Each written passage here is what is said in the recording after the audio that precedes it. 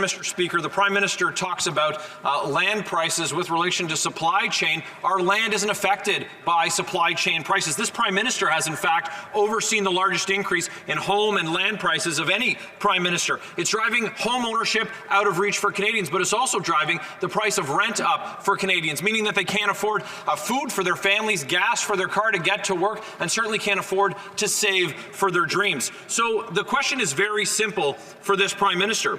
Is he going to pass the buck on this housing bubble, or will he just admit that it's just inflation? Yes, supply chains have an important role to play in the global inflationary crisis we're facing right now.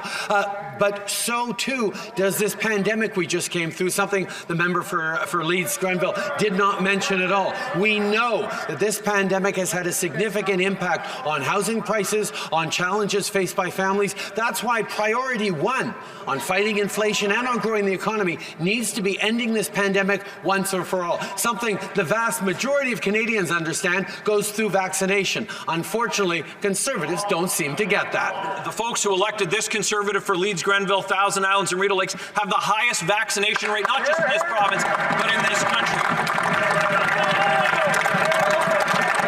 And I congratulate the constituents of the member opposite for being so strongly vaccinated. Maybe he could use some of his constituents to convince some of his colleagues to get vaccinated.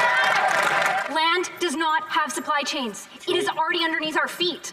And yet land prices have inflated 20% during a year, driving housing inflation. Other countries had COVID disruptions, yet according to Bloomberg, Canada has the second worst housing bubble, and Toronto and Vancouver are more unaffordable than almost every city on Earth. Unbelievable. Why does Canada have the second worst housing bubble in the world? Is it just inflation?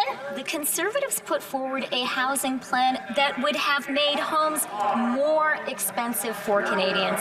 They proposed a tax giveaway for selling rental properties that would have encouraged speculation and created a financial incentive for wealthy Canadians to turn houses into investment vehicles rather than places to live. Mr. Speaker, politicians in glass houses should not throw stones.